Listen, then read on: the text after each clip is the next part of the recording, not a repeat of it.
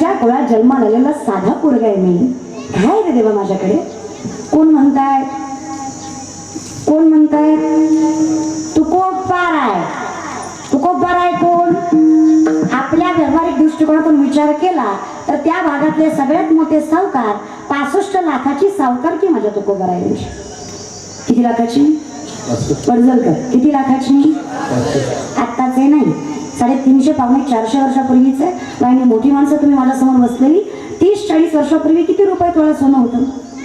आताच्या स्थितीला 60,000 रुपये धरू आपण तोळा. कमी जास्त होतं पण 60 धरू. 30-40 वर्षापूर्वी किती रुपये तोळा होतं?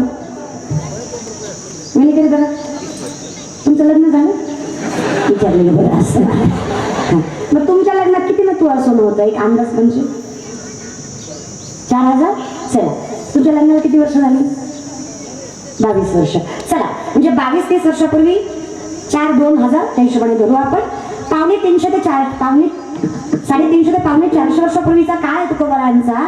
आत्ताचे 10 लाख म्हणजे तेव्हाचा रुपया. आताचे 10 लाख म्हणजे तेव्हाचा. अशा हिशोबानं तुकोबारांची 65 लाखाची सावकारकी. Think about it. आपला 2 BHK, एक 4 व्हीलर आणि एक बुलेट. सत्याच्या मंडपापासून कीर्तन चालू असताना वाजवतो. दाद्या हप्ते फेड पुन्हा वाजव. तू ज्या मंडपासमोर वाजवतो त्या मंडपाचं महत्वच माहित नाही तुला. हा काय वाटतं? संत गरीब होते. जयाच्या द्वारी सोन्याचा पिंपळ अंगी ऐसे बळ रेडा बोले. काही ताकद मला संताची. नातांच्या गेलेला पाहुणा सोन्याच्या ताटातून चांदीच्या वाटीत जेवत होता.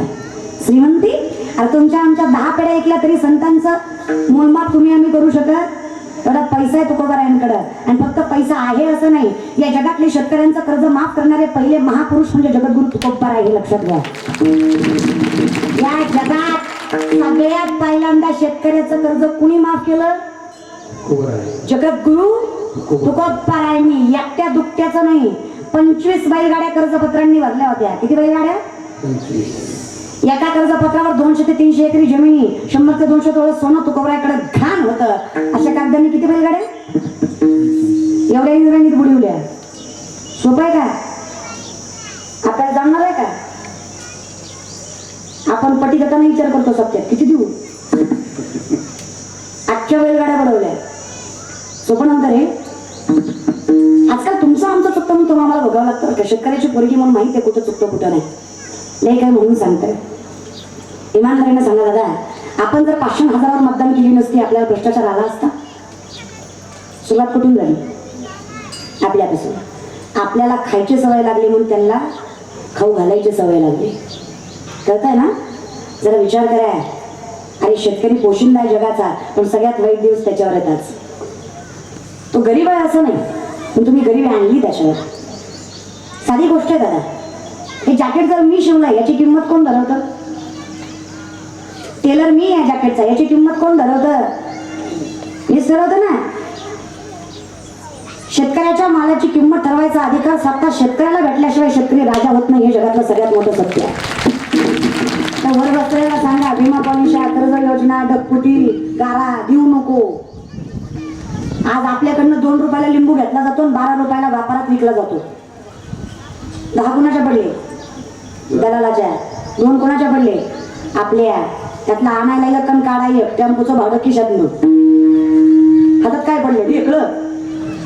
पुन्हा काय काय तोंड वासन म्हणतात. ती पैशासाठी आत्महत्या करतात. पैशासाठी? तुझ्या 2-3 लाखासाठी आत्महत्या करावं एवढाही निर्दयी मनाचा बाप नाही रे माझा.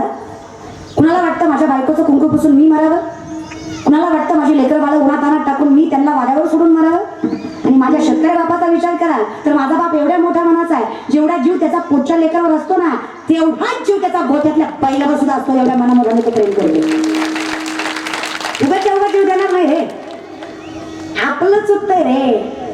काय सांगायचं माऊली, आपण शेतकरी आहे पण आपल्या रानात जी कामाला येत आहे ती आपल्यापेक्षा श्रीमंत आहे. आपलं घर पात्र्याचं आहे, ती इशित आहे. बरोबर आहे. 400 रुपये हजरी आहे.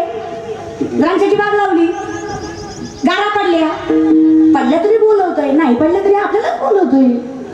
का नाही? कोण आहे दुसरं? काय आपल्या काय हातात पडलं? राखायचं मी, पोसायचं मी, वाढवायचं मी आणि ठरवायचं कोणी?